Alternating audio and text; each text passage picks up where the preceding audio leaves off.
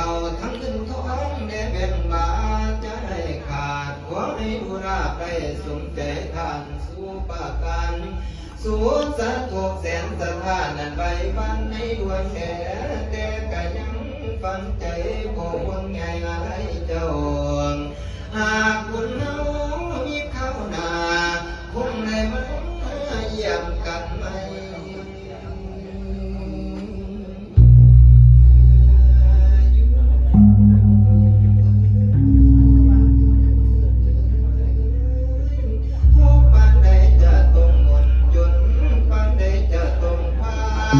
เพื่อในมือปกบ่ดาสัทธาเจ้านับตาบุญควรเคยสั่งความไว้ควรเคยสั่งอย่าดึงลงจงมันคงทั้งสนินั้นโดนสัญญาไว้บ่ได้ใดละทิมพักการจองอยู่กลางทุ่งบ่เคยดวงแก้มลมให้ที่เคยได้บ่หวังมา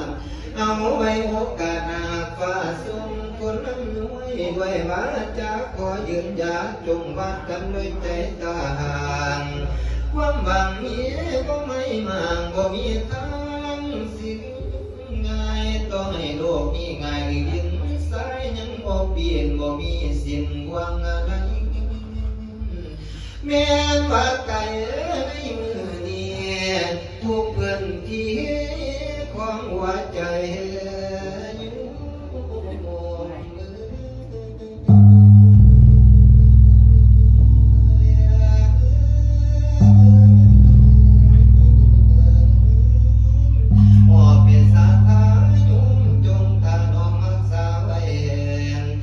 สัญญาใจ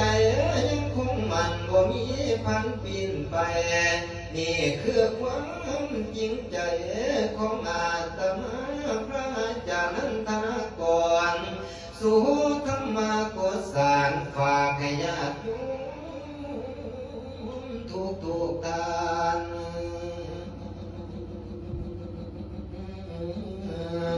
บ่มีมือว่า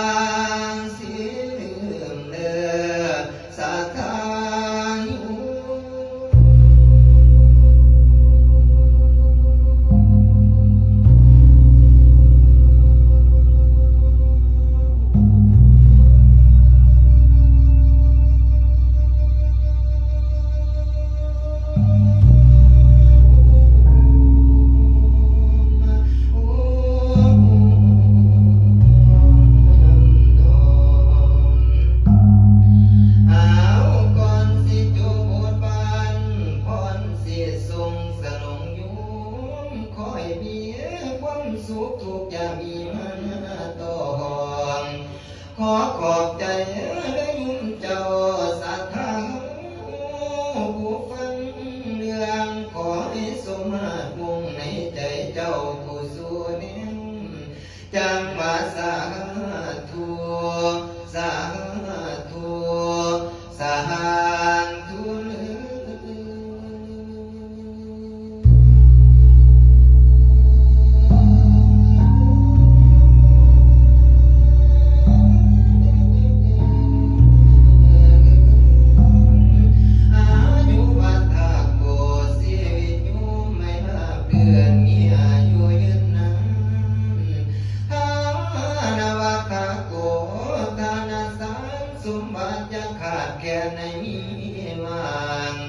เสียดีว่าถ้าโกเสียดียัง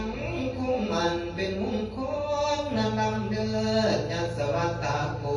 ยุจงเกิดแก่เจ้านั้นคงฝากเกียรติจวนพระวัตโกพลังหลายบ่เลือดหอนในเงินดังไพศาลมันนวัตโกเสียสันปันเทวาเทพดาเสนสารสุขวัฏโกประสบสันโศกลาภสุขุราบานเบิกบ่ละวนครบถ้วนความเสื่อมเจ้าสั่งได้จากก่อน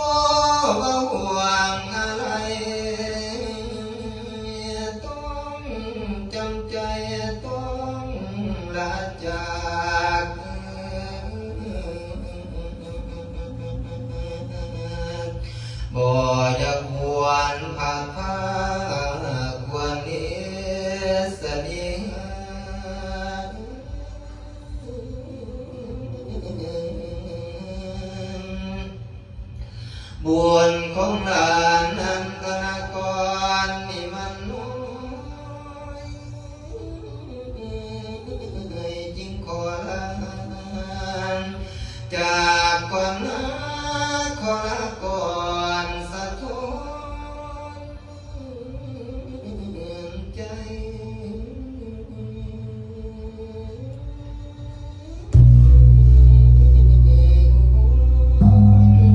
ใน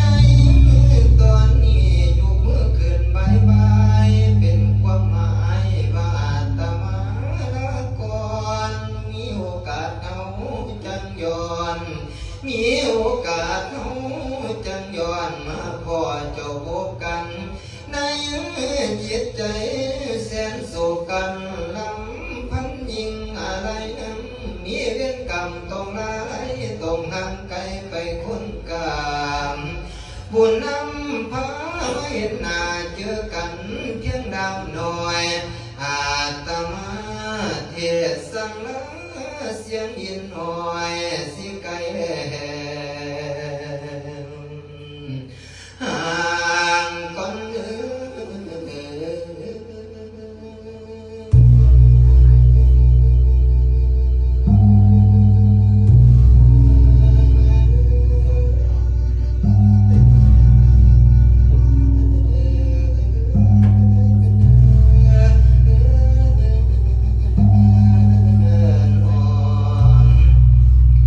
จงสดใสไม่ยุ่งคอยอย่ากังวลให้สดเสื่อมทันสิ่งใด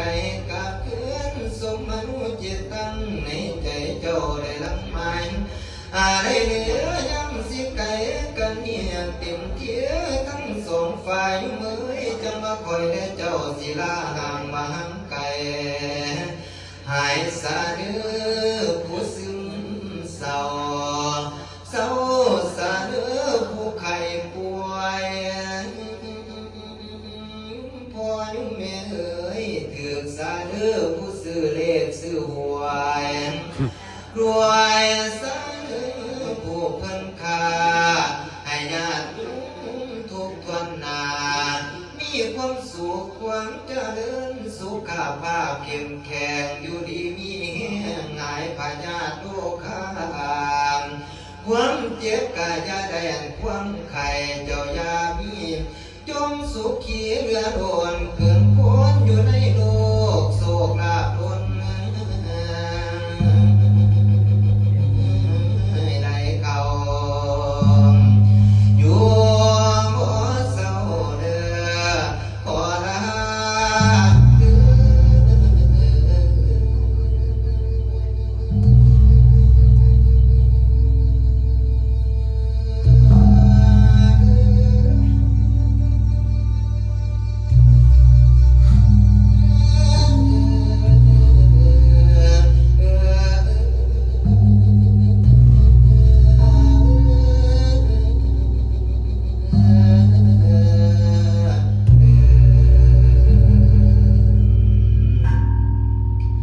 เอามาหมดนี้จบทุกสิ่งทุกอย่างในการเทศนาธรรม